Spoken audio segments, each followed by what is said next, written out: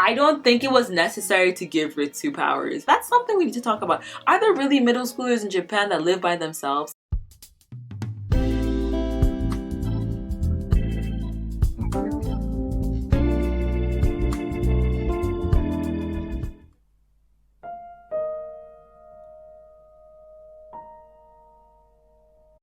Hi, my name is Clumsy. Welcome to my channel. I like to talk about otaku content that's stereotypically geared towards women, but honestly anyone can enjoy. That's like josei, shoujo, shonen, shipping, k-drama, all that good stuff. I'm going to talk about it. And today is actually the first shonen I'm going to be talking about. I am talking about Mob Psycho. Mob Psycho is an amazing... I actually watched the anime, so it's an amazing anime by the same creator of One Punch Man. I should probably look up his name, but I think his name is One. Okay, his name is One. I should remember his name. Yes, the One Punch Man mangaka One. You can kind of notice with the character design because they have that same egg-shaped face with the lifeless eyes that you come to know and love with One's style. And I recently watched it because it's on a list of anime that I said like, oh, I'm gonna watch it, and I finally found time to watch it, and I absolutely loved it. And in this video, I want to talk about more. I'm not gonna talk about the fight scenes or the plot twists or anything. I'm more gonna talk about the relationships and like the interactions that characters have with each other, and basically the beautiful story, the beautiful development that we see in Shigeo Kageyama, or Mob, who's the main character of the show. First, give a brief rundown of what exactly Mob Psycho is. Mob Psycho is a Jump. I think it is released in Jump Comics. It's an anime about a boy named Shigeo Kageyama, who has a nickname Mob. I don't know if they've explained why his nickname is Mob somewhere. If somebody knows, please tell me in the comments. But Mob is what's known as an Esper, and Esper is like is basically a psychic, and psychics have the ability to see spirits and evil spirits and also exorcise them. He is a super powerful psychic who has basically a ticking time bomb before he explodes with powers, and because of his because he's able to like blow up and like, you know, become extremely dangerous to people around him, he kind of locks up all his emotions. He's not the most emotional character. He's kind of like Saitama in the way that he looks like he doesn't have any facial expressions or anything, but you can't deny that Mob is just a child, because Mob is actually a middle schooler in this show and very young, and even despite the fact that he doesn't act so emotional, you can tell that he is still like a vulnerable child, and that is what makes his character so appealing, and I love him so much. He's like basically, Mob is my baby. Like if you saw my video about my husbandos, if you think I had a long list of husbandos, I have a long list of babies. I can't even like list them because like I legit call everyone my baby, and I don't even remember, but like just like, oh yeah, that's my baby right there, and like they're like, who's this? And then whatever, that's a totally different matter. So yeah, so Mob basically is a psychic, and he basically tries to, you know, control his powers under the questionable guardianship of Reagan, who is a quack psychic who claims to be like the most powerful psychic in the world, but he actually has zero psychic ability. And I'm on and off of whether or not Mob knows that he has zero ability, but just stays because he's benefiting from their relationship. But like, we'll get into Reagan later.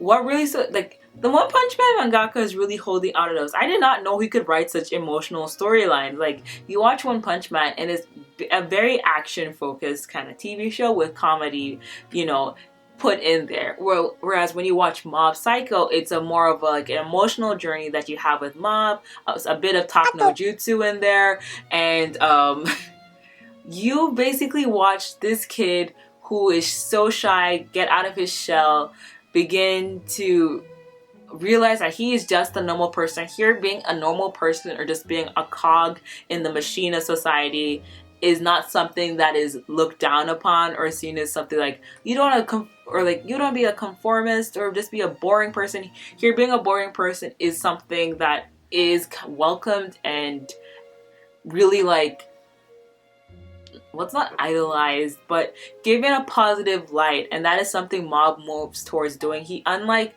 if you watch Psyche K, Mob is not at the level of Psyche, but like still pretty powerful. I don't know, people have like Mob versus Psyche, who would win?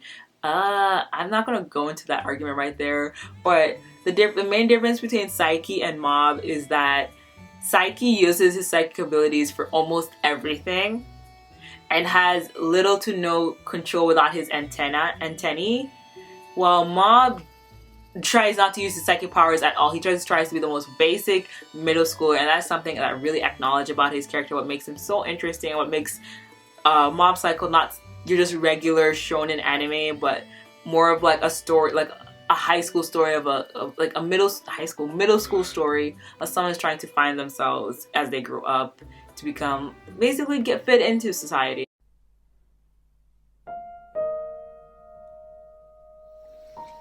So I'm going to start talking about the relationships between Mob and the different people in Mob Psycho. I do feel that Mob is taken advantage of a lot in the show, mainly because he is very gullible, I would say, naive, but I don't think he is, even though he's naive, you don't think of him as such a weak person. Even though he's absolutely frightened and has like a lot of stage fright and everything, you can't really push him down because his motivation and his goal to like achieve things.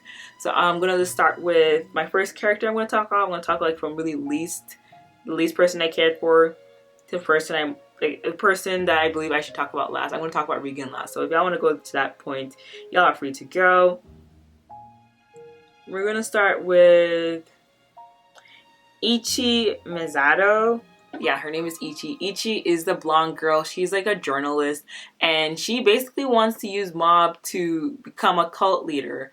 And I find that super weird. Like, why would you want your, like, I don't actually consider her his friend, because she doesn't really like reach out to him for anything more than her own selfish wants, because she wants him to become a cult leader simply because she thinks it would be fun.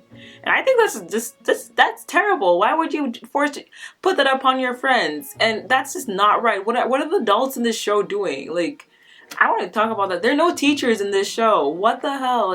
Like, I don't understand why you can have a school drama but no teachers in it, or like one. And it's always like the gym teacher who's just a terrible person for some reason. But yeah, there are no teachers in this. Okay, yes.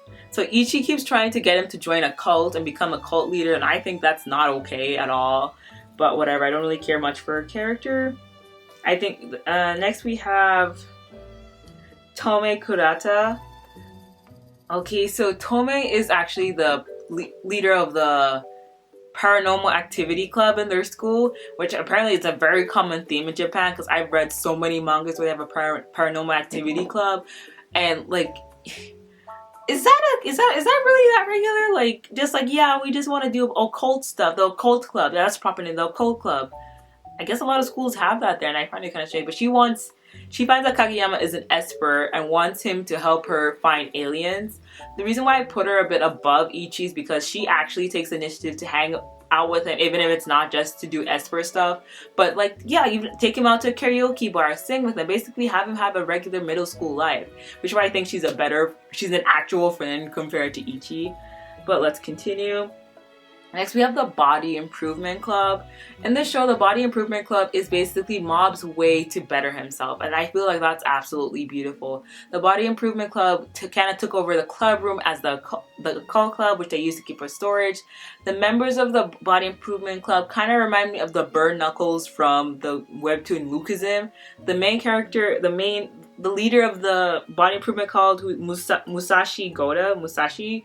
My cousin says it's actually based off some samurai. I don't know which samurai he's talking about, but I think he reminds me of Vasco from Lookism. He's a really good character, honestly. He is somebody who encourages Mob and protects Mob, and all those characters are like non-toxic, and there's such a welcoming, supportive environment that you see that even though like Mob is technically emotionally unstable because of his powers, he has such a great support structure from the Body Improvement Club. But it's just, but why is he so weak? He's the only psychic I've met who's that physically weak. None of the other psychics are like. There's no logical explanation. Like, I guess with Saitama being incredibly strong for like that for some crazy reason, Mob is physically weak. He has mental or strong spiritual powers, but absolutely, like, the man can't run. The man can't lift. There's no reason he should be that weak. Was he a sick baby? Was he a sick baby and the parents never told us? We need explanations, We need explanations. So yes, the Body Improvement Club never looked down on Mob, even though he would die multiple times. They'd pick him up, they'd take him back to the break room, and then they'd be ready to run with him again. And which is why Ripoff Josuke, who's like, yes, Ripoff Josuke, I'm not gonna let him see, his name is Tenga Onigawara.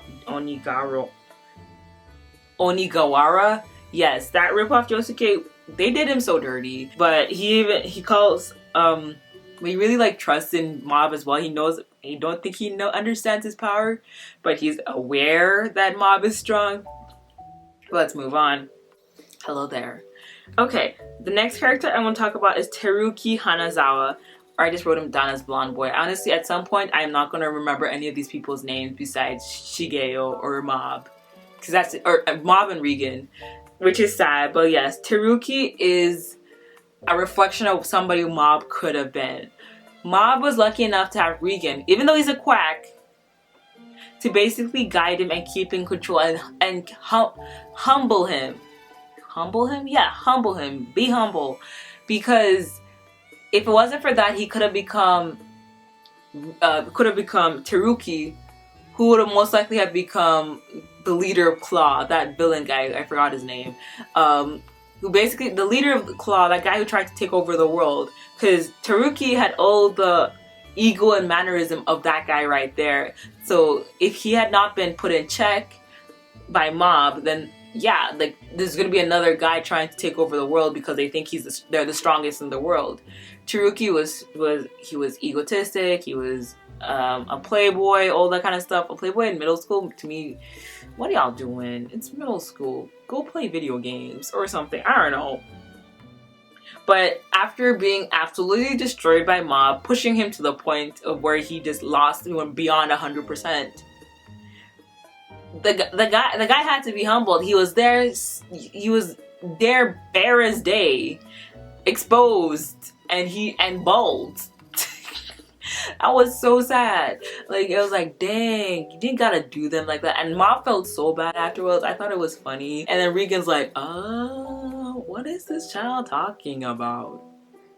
No, that is not fine.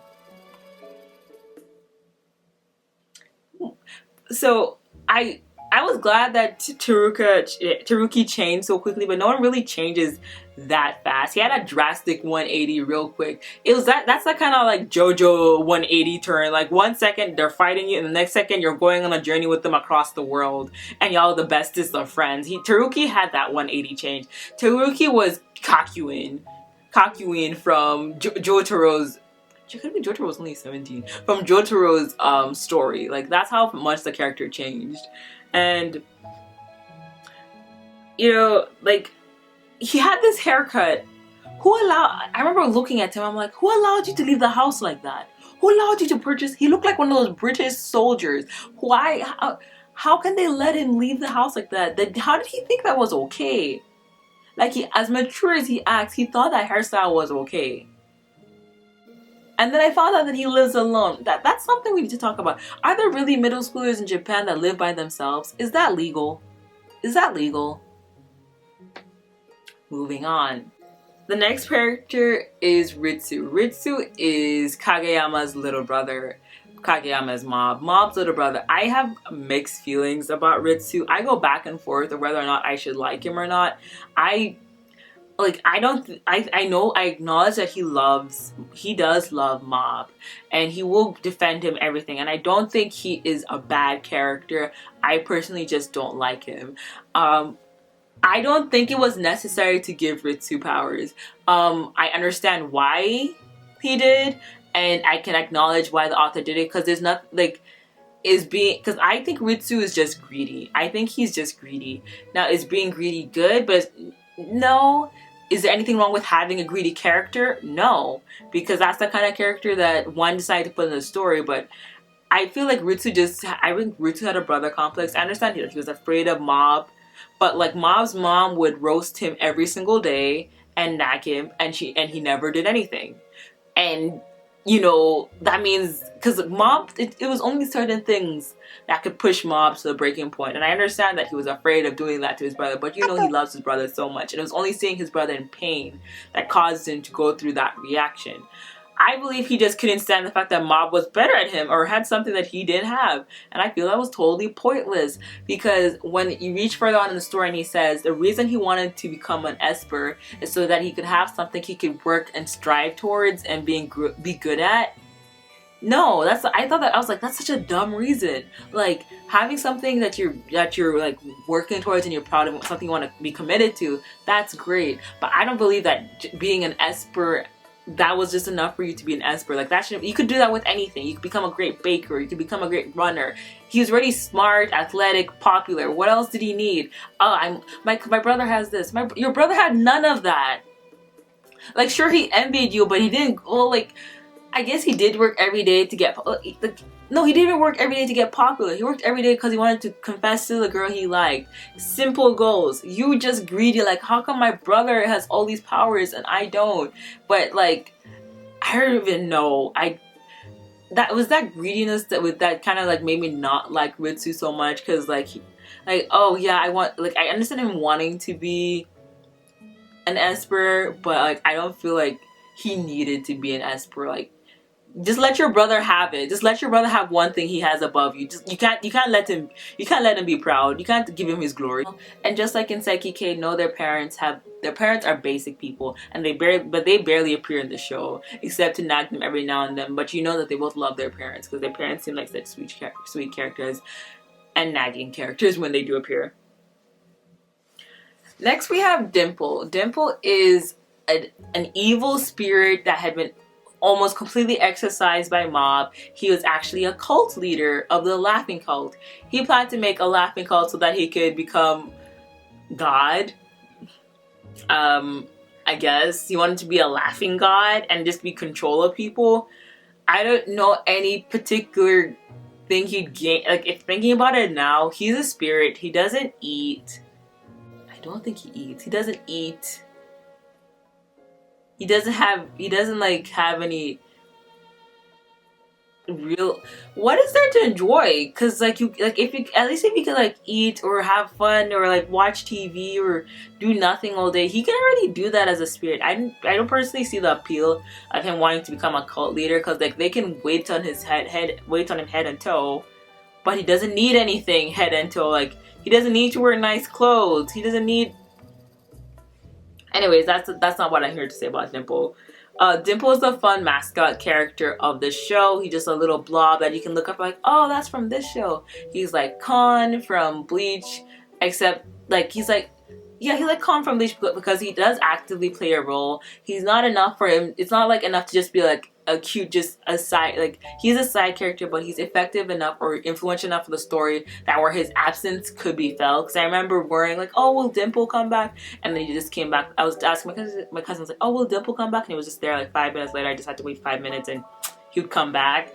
But yeah, he's a cute mascot character. He at first had like ulterior motives to like being around Shigeo, but after a while he just changes as he follows Shigeo and like it is Mob's like motivation and commitment to becoming a better person that kind of like involuntarily causes the people around him to want to be better people, and that's exactly what happened to Dimple.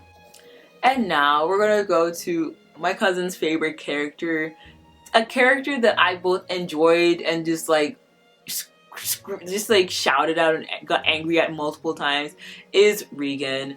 Regan is Shigeo's master. He is the boss, owner, CEO of exorcism and such, something like that. Spiritual. He basically runs a psychic business, but he's not a psychic. He's basically like a masseuse.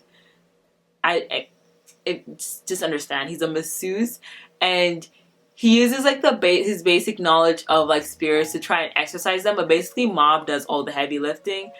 And there are times where I could get really frustrated with Regan because he never confesses when he's wrong.